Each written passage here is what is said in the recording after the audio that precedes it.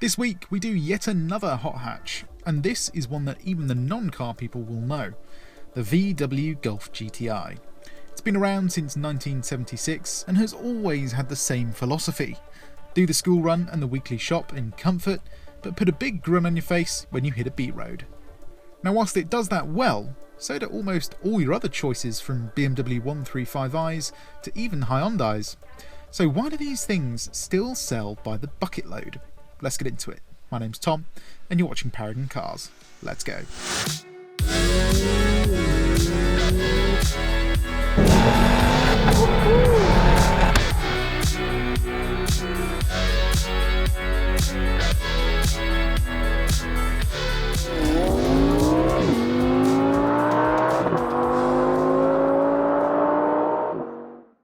Now firstly, we must talk about the engine, as it's probably one of my favourite 2 litres. This is the EA 888 in its second most powerful form, the most powerful being in the Golf R of course. The GTI has to make do with a slightly smaller turbo. It's still got 230 horsepower and 350 Nm though, which isn't nothing. Plus when you combine it with its lack of weight, 1289 kilos to be exact, and a snappy DSG gearbox, it could actually be quite a formidable machine. Let's see if it can surprise us on the 30 to 70 sprint.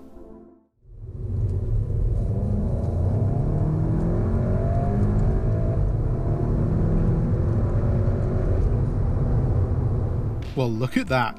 The little GTI certainly packs a punch.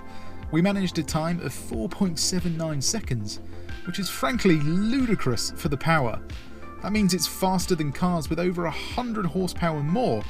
And I mean, the numbers add up on paper, but to think you'd just pull past sporty SUVs and even a Mark III Focus RS is just a bit baffling to me. Inside you get the famous tartan seats, which I must say actually look pretty good. They set this GTI apart from the rest of the range, and frankly it adds a much needed bit of pizzazz to the Golf's interior. Talking about the interior though, yes, it's not as fancy as a Mercedes, but ergonomically it's nigh on perfect. Good displays, good armrest, and a cup holder that really hits the spot. There's even some under-seat storage for your stash, wink wink. The rear offers just enough legroom to get comfy over a long journey. If you are over 6 feet though, you will still feel cramped. Then amenities wise, you get some climate vents and an armrest with cup holders. The boot is standard Golf of course, meaning you have enough room for 2 large suitcases and a duffel bag.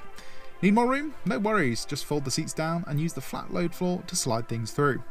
The Golf will even hold the boot floor up for you as well. It's the little things that really make a difference.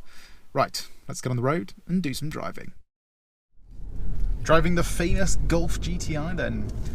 This hot hatch is renowned for being one of the best of all time, purely because it's a dailyable car, whilst at the same time giving you a bit of fun. So what's it like over speed bumps? Well, we're just riding on the standard sports suspension, and unsurprisingly it feels slightly sporty but also pretty comfortable. It's a perfect blend of getting rid of those smaller undulations but letting you know that it's got a bit of a sporty edge to it. Steering is nice and light in comfort mode. When you put it into sports, it does weighten up a bit. But for driving around town, this Golf GTI is bang on. The DSG gearbox goes through gears really quickly and just has really nice snappy shifts to it. One thing that I found quite interesting is this has less torque than a Golf R and a Cupra and a GTI TCR. But it comes in at just 1500 RPM, so it comes in slightly sooner than the 2 litre engines with a bit more power, which means for driving around town, it's actually a little bit easier. One thing I'm noticing is because we're riding on 18-inch wheels, it is very slightly quieter in here than it was in the Golf R. And in terms of parking, this is pretty much a base model GTI, so we just get parking sensors, but there's plenty of steering lock, and the car's pretty small, good visibility out the back. Yeah, it's just generally a really easy car to park. It's a great car to have if you live in a city. Parking sensors are also very accurate and they never get confused when it's wet as well. Right, coming out of a junction, engine off, let's give it half throttle. Engine springs to life fairly quickly. It's about a 0.4 of a second delay. And that DSG gearbox really does a great job of snapping through those gears. Right, let's reset the trip and see what MPG we can get on the motorway. Theoretically, we should get around 45 MPG if it's a clear day. Of course, before we get on the motorway, we're going to have a quick taste of the handling. We're going to go traction into sport, then we're going to put the drive mode into sport. This will drop a couple of gears. Then I'm going to put the gearbox into manual, makes the shifts faster as well.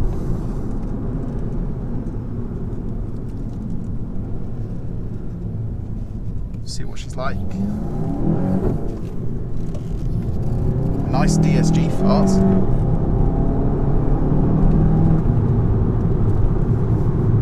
It's surprisingly quick as well. It's one thing when you've got a smaller turbo, you get less turbo noise, more actual engine sound. Nothing like a busy M25, eh? Now usually this would be a pretty stressful drive because you're having to slow down and accelerate and change lanes quickly. But thankfully, this Golf GTI has the adaptive cruise control system, and once you've lived with it, you do not want to live without it because it takes all the stress out of driving. It really does. And it gets even better because the seats in this car are absolutely bang on. There's not so much adjustment to be had, but the way they're set up from factory is actually really nice. And don't worry about not having leather either, because these cloth seats are actually really comfortable. I mean, it's like sitting in an armchair at home, really. Then in terms of visibility, the Golf is great. Still a Golf at the end of the day. You got thin A pillars, thin B pillars. You can see in your blind spot pretty easily. You then got that tiny bit of glass there so you can see some more ground. The only downside, as I mentioned in the Golf R video as well, is that the wing mirrors are a tad small. I would like them to be a little bit bigger, just so I get a slightly wider field of view.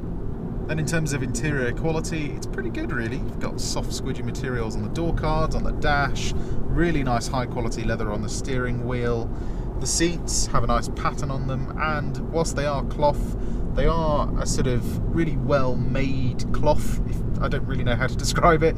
It just feels nice to the touch and actually wears really well. The only thing in this interior that doesn't really have much quality to it is this piano black plastic. It does scratch really easily, and even though this car is just coming up to 5 years old, there are a couple of swirl marks on it already. But the Golf has quality where it matters most, and that is with the sound insulation. There's pretty much no wind noise even when you're going at higher speeds, and there's a lot less road noise than some other cars.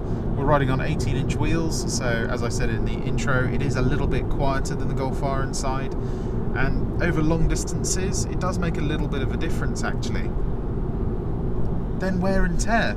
This car, as I said, is nearly 5 years old, so how's the interior holding up? Well, because this material is very hard wearing on the seats, there's pretty much zero wear on them. Still comfortable, still very supportive, side bolsters haven't fallen to bits yet. Everything feels nice, steering wheel hasn't worn much, there's a couple of little lines in it, but nothing that would make you go, ugh, no, that's gone. Now, specification. If I were buying this car and I only had 3 choices, what would I get? Well, the first thing is actually going to be aftermarket, and that is an exhaust system, because the standard exhaust sounds fine in this car, but I'm really wanting just a bit more noise. So that is definitely something I would get. Next thing is just going to be heated seats. It gets cold in the UK in winter, and even these cloth seats do feel pretty cold to the touch. Then the last thing is just going to be the Dyne audio system. The standard system in this is really not that good. There's a lot of bass, but it's not very clear, and I've actually found that it doesn't sound quite as good as a standard system in a Seat Leon Cupra. I'm not sure why that is. I don't know if they're using different amps or something, but the one in the Cupra just sounds a bit more clear to me, whereas the one in this Golf is equally as loud, if not louder, but it just goes a bit mushy. And for me, I would rather have less volume and more clarity. If you're not into your music as much as I am though, I would just go for a panoramic roof, because then you can enjoy the sound of that exhaust just a little bit more. That's our motorway stint over. So how did we do in terms of MPG? Well, we're sitting at 43.4, and we've been driving in traffic pretty much the whole time actually, so that's a really good figure. Over a long run you might even get above 50, which for a car with this much power is pretty good really. Now then, back into sports. I've turned the ESC as off as it'll go. For some reason it doesn't let you completely turn it off, which is a bit of a shame. Anyway, let's see how this thing handles. Lots of front end grip. Come round here, let's see if I can get the back end to kick out. Not really. Kind of just tightens the line a bit. It's a good track car, this. But again, it takes itself a little bit too seriously. It's very quick, but I just want to have a bit more fun, you know? That's where the Focus ST is just a little bit better. It dances on the road, whereas this kind of just goes, yep, we've got a mission to do, let's get it done.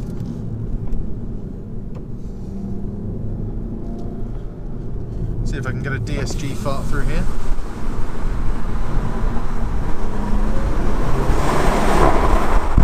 Nice.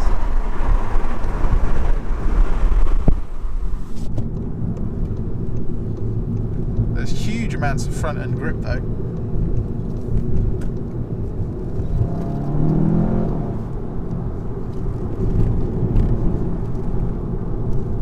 Come into a corner off the throttle, it does rotate nicely.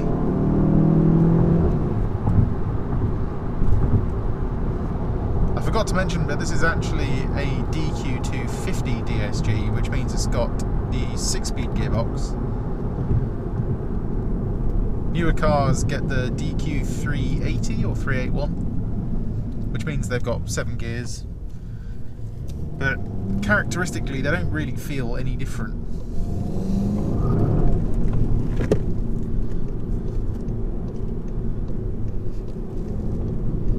Too much traffic today.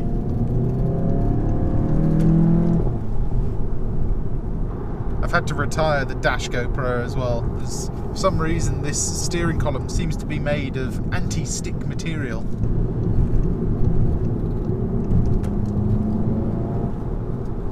But look at the speed you can carry around here.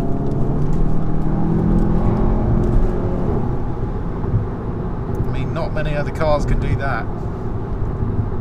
And stay as stable as that as well.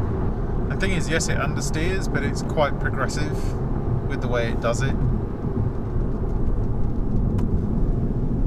It's a very safe car to drive, really.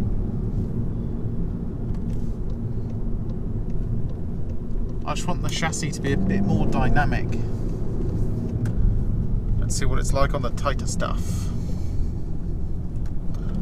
First gear acceleration.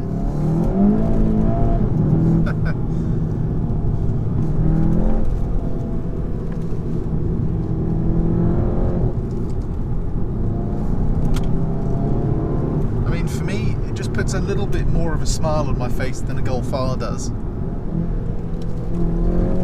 Purely because there's just a little bit less grip. I just wish I could turn the traction fully off. A Leon Cooper allows you to do it, so why doesn't this?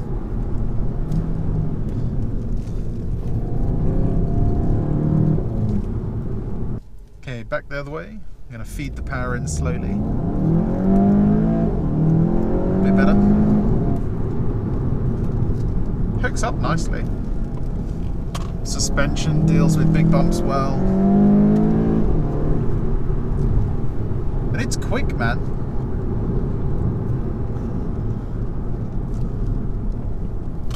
There's only half a second in it between this and a Golf R, really.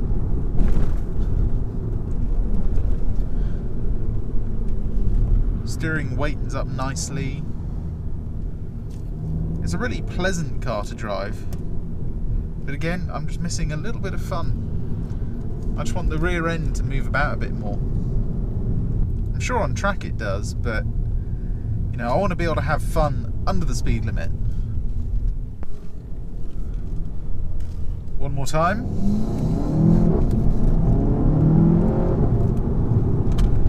Interesting thing about this gearbox compared to the newer DSG is that the third gear is really long. was clever, wasn't it? Brakes are good as well.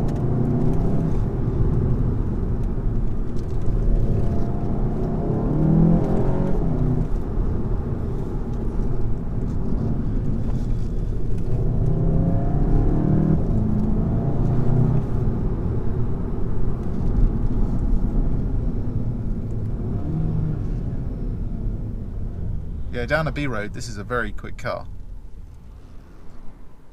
You'd quite easily keep up with the Golf R, really, unless it was wet.